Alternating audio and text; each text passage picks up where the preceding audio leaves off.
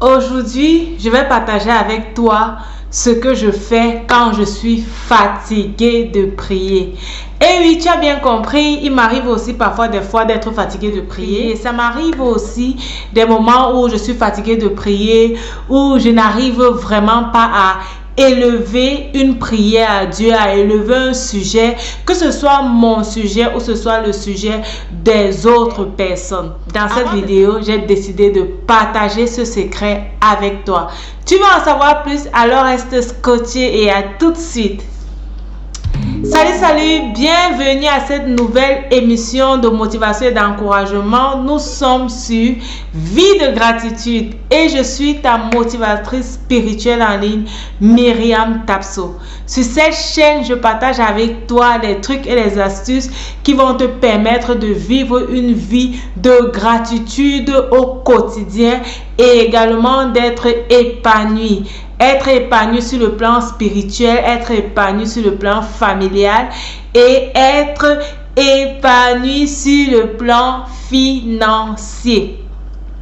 J'ai eu à cœur aujourd'hui de partager avec toi réellement ce que je fais lorsque je suis fatiguée de prier. Ça m'arrive aussi des moments où je suis fatiguée de prier, où je n'arrive vraiment pas à élever une prière à Dieu, à élever un sujet, que ce soit mon sujet ou ce soit le sujet des autres personnes. Avant de te donner ce que je fais, je vais te raconter ce témoignage qui m'est arrivé aujourd'hui. Réellement, je rends gloire à Dieu pour la journée d'aujourd'hui. Je rends gloire à Dieu pour ce qu'il a fait pour moi, pour ce qu'il a fait dans ma vie, pour la protection qu'il m'a accordée et cette grâce qu'il a mis sur mon chemin. Alors, il s'agit de quoi? Aujourd'hui, lorsque j'ai fini le travail et que je devais rentrer, normalement, comme tous les jours, je devais parler avec un collègue avant de rentrer. Et pour parler avec ce collègue, en fait, j'étais déjà dans la voiture.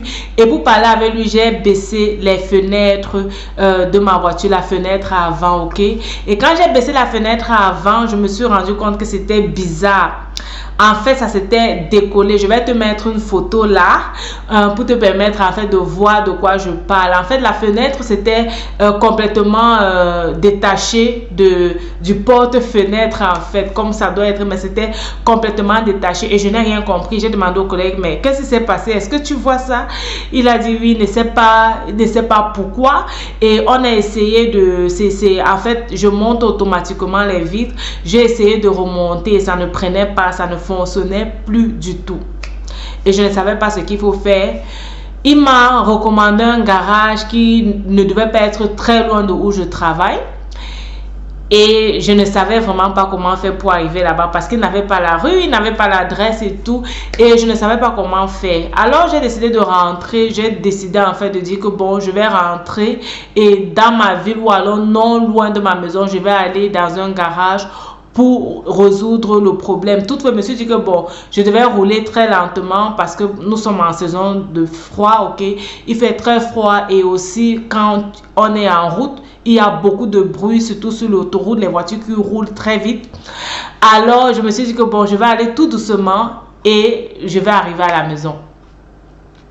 Ce qui s'est passé, j'ai emprunté une route que j'emprunte tous les jours. En fait, hier, j'ai emprunté la même route. Ça, c'est la route que j'emprunte pour rentrer à la maison lorsque je vais au travail. Mais j'ai remarqué quelque chose que je n'avais jamais remarqué auparavant. Je ne sais pas ce qui s'est passé auparavant, mais je n'avais jamais remarqué cette plaque. Et j'ai vu justement une plaque d'un garage où on arrange les fenêtres et les pare-brises des voitures. Bon, ils sont spécialisés pour les pare-brises. Lorsque j'ai vu ça en face de moi, cette plaque, je me suis dit non, voici vraiment pour toi l'occasion d'aller faire arranger cette fenêtre. Je me suis donc garée, j'ai entré l'adresse que j'avais remarquée. Et je ne te dis pas, c'était à 1 minute de moi. Et même que mon avis fonctionne, ça c'est un autre témoignage parce que mon avis Google ne fonctionnait pas il y a de cela plusieurs mois. J'ai éteint le téléphone, j'ai réallumé, ça ne fonctionnait pas. J'ai même dû en fait télécharger le GPS, 2 autres applications pour me permettre de me déplacer lorsque je ne connais pas l'adresse ou lorsque je ne connais pas où je vais. Ok, donc et aujourd'hui mon application Google Maps a fonctionné à nouveau. J'étais vraiment surprise et même à ce moment-là je ne réalisais pas en fait que c'était le Google Maps qui fonctionnait. C'est bien plus tard que je me suis rendu compte que oh, mon Google Maps a fonctionné. Alors j'ai mis l'adresse et je suis allée, je te dis c'était à 1 minute du lieu où je me trouvais. Arrivé là-bas, ce n'est pas un garage normal comme tous les autres garages qui sont au rez-de-chaussée. Tu viens, tu entres justement, tu sais et tout. C'est un garage spécialisé et la meilleure, c'est que le garagiste, en fait, il ne travaille pas sur place. Donc, c'est un peu comme si dans ses bureaux, il peut consulter certaines voitures là-bas, mais c'est une personne qui se déplace, qui va de maison d'automobile en maison d'automobile pour justement arranger les problèmes de pare-brise, les problèmes de fenêtres et tout. Parce que Dieu était avec moi, parce que c'est Dieu qui me conduisait là-bas, je suis arrivée, j'ai garé, je ne savais pas comment faire pour arriver dans le garage. Pourtant, j'avais bien vu la plaque qui montrait en fait que c'était là-bas et mon avis m'avait dit que j'étais arrivée. Je suis sortie de la voiture et j'ai vu dans une voiture qui sortait de quelque part là-bas.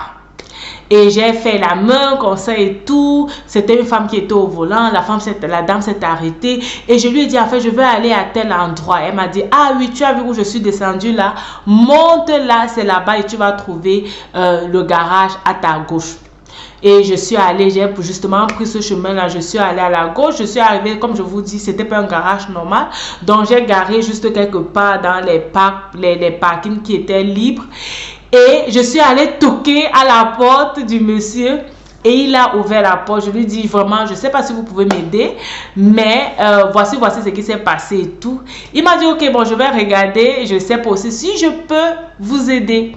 Ali il est venu regarder. Il m'a dit, ok, on va essayer, mais je ne vous garantis pas que ça va prendre. Est-ce que vous pouvez entrer dans mon garage? Je lui dis, mais on peut entrer dans cet endroit. Il me dit, oui, je vais ouvrir la porte et tout. Et c'est pour ça qu'il ouvre la porte. Et effectivement, je pouvais entrer et je suis entrée. Lorsque je suis entrée, j'étais très surprise par ce qu'il m'a dit. Qu'est-ce qu'il m'a dit?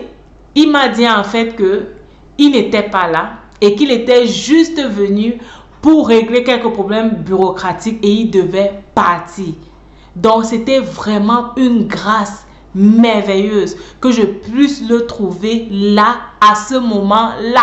Et c'est là qu'il m'explique en fait qu'il n'est généralement pas là parce qu'il travaille de maison de voiture en maison de voiture et il était venu juste pour régler quelques problèmes et justement il était en train d'appeler partout et tout et il devait regarder ma voiture et voir s'il peut arranger et s'il ne peut pas arranger. Bon, il va de façon et de toutes les façons, il va essayer parce qu'avec le froid aussi, il ne peut pas me laisser rentrer comme ça. J'ai béni Dieu. J'ai réellement béni Dieu. J'ai vu la grâce de Dieu. J'ai vu la main de Dieu. J'ai vu en fait que Dieu était avec moi. Et que sa parole qui dit qu'il sort et il rentre avec moi était vraie. Et que ça devait s'accomplir. Il n'a pas permis que je puisse entrer dans une grande inquiétude. Je me suis dit non, ok, je vais rentrer et je vais voir où je vis, comment est-ce qu'on peut faire ça et tout. Mais il a prévu la solution non loin de moi. Et j'ai dit à ce monsieur, je ne crois pas au hasard, je ne crois pas au hasard. Je crois que si Dieu a permis que ça se passe comme ça, c'est pour une raison. C'est pour une raison. Et j'ai commencé à parler avec lui de l'amour de Dieu, de Christ et tout. Et je laisse Dieu vraiment faire le reste dans son cœur. La meilleure encore, c'est qu'il a fait ça pour rien. Ok, quand j'ai voulu lui dire, oh, quand il a fini, il a dit, ok, c'est bon, vous pouvez rentrer et tout. Je lui ai dit, ok, ça fait combien normalement? Il m'a dit, non, rien. ça ne fait rien, c'est bon, rentrer. Et il m'a donné un travail. Il a dit que bon, si vous voyez quelqu'un en route qui a besoin d'argent, qui est dans une situation difficile, donnez-lui telle somme et tout. J'ai dit waouh, waouh, waouh, waouh, waouh. Et je suis rentrée vraiment dans la joie, dans la reconnaissance, dans la gratitude. Et je dis vraiment merci à Dieu pour cela. En fait, cette vidéo, c'était pas une vidéo de témoignage. Dans cette vidéo, je voulais te donner en fait ce que moi je fais lorsque je n'ai pas du tout la force de prier, lorsque je ne me sens pas dans l'amour, vraiment je me sens pas dans une attitude de prière. Qu'est-ce qui peut faire en fait que quelqu'un ne se sente pas dans une attitude de prière? Généralement, lorsque les prières que nous avons montées à Dieu ne sont pas exaucées, ok, lorsqu'on est vraiment dans une situation difficile et qu'on a posé vraiment ce problème à Dieu pendant longtemps ou sur une période de temps, on n'a pas vu le résultat, parfois on n'est plus du tout motivé à prier. Aussi, lorsqu'on est vraiment dans une situation choquante, une situation subite qui arrive, on n'a pas encore digéré, donc notre être n'a pas encore accepté cela, notre âme n'est même pas encore en train d'accepter, donc on n'a pas du tout cette envie de prier, on ne veut pas prier, on ne pense même pas qu'il faut prier, bien que le choc soit là et que le choc soit très très grand. Alors, donc, comme je disais, lorsqu'on a battu spirituellement, lorsqu'on a prié pendant longtemps et on n'a pas vu la solution, on n'a pas vu la résolution, ou on ne sait plus finalement quoi faire, ça m'arrive aussi d'être dans ces moments-là. Et ce que moi je fais et que je veux t'encourager à faire, si tu traverses des moments pareils, c'est de rester dans la louange. Rester dans la présence de Dieu, dans la louange. Si tu n'arrives pas à prier, assieds-toi, prends ton téléphone, va sur YouTube et choisis-toi une musique chrétienne qui va te donner la forme, qui va t'encourager, qui va permettre à ton esprit de prendre le devant sur cette situation. Il y a plusieurs musiques. Je te conseille par exemple les musiques de Don Juan. Je te conseille EMCI TV. Dans EMCI TV, il y a les émissions de louange. Il y a également les musiciens que tu connais qui te marquent, ok, et qui font de grandes choses pour Dieu. Ok, qui font de grandes choses pour Dieu, qui font de grandes choses avec Dieu. Si tu mets même ICC, généralement ICC, avant leur culte, ils ont un grand moment de louange et d'adoration. Tu ne veux même pas écouter le culte, mais seulement cette partie de louange et d'adoration. Tu as Dena Moana, et si tu connais l'anglais, tu as une pléthore réellement de musique chrétienne, en passant par Sinach, Ada et tous ces chantres que Dieu a bénis dans le ministère. Lorsque tu mets juste ces musiques-là et que tu es dans la présence de Dieu, enfin lorsque tu mets ces musiques-là, ton esprit entre directement dans la présence de Dieu.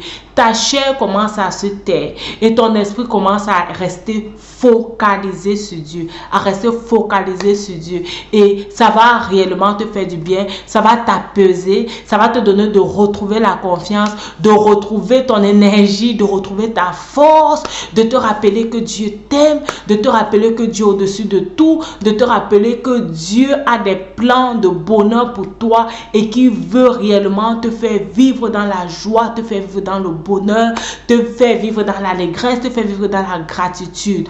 Donc moi, c'est ce que je fais. Je l'ai expérimenté plusieurs fois, plusieurs reprises, et ça marche vraiment. Et même comme je n'avais pas envie de prier au départ, je me retrouve finalement en train de rendre gloire à Dieu et en train de prier et d'élever Dieu. Je t'encourage à pratiquer cet exemple. Si toi, tu pratiques déjà ça, tu restes dans la louange, pas parce que tu as décidé de suivre la louange, mais parce que tu es dans un moment où tu ne peux pas prier, tu es dans un moment où tu as battu, tu mets juste la louange pour activer l'atmosphère spirituelle, activer la présence de Dieu.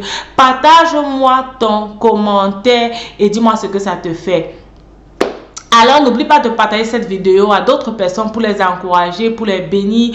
Si tu connais quelqu'un qui est dans une situation difficile en ce moment, qui pleure tout le temps, qui ne sait pas vers qui se tourner, qui ne sait pas ce qu'elle peut faire, envoie cette vidéo à cette personne. Certainement, tu vas bénir cette personne. Rappelle-toi, ta vie, c'est un don de Dieu. Et la façon dont tu la vis, c'est un don que tu fais à Dieu. Que Dieu te bénisse et à la prochaine suivi de gratitude. Bye bye.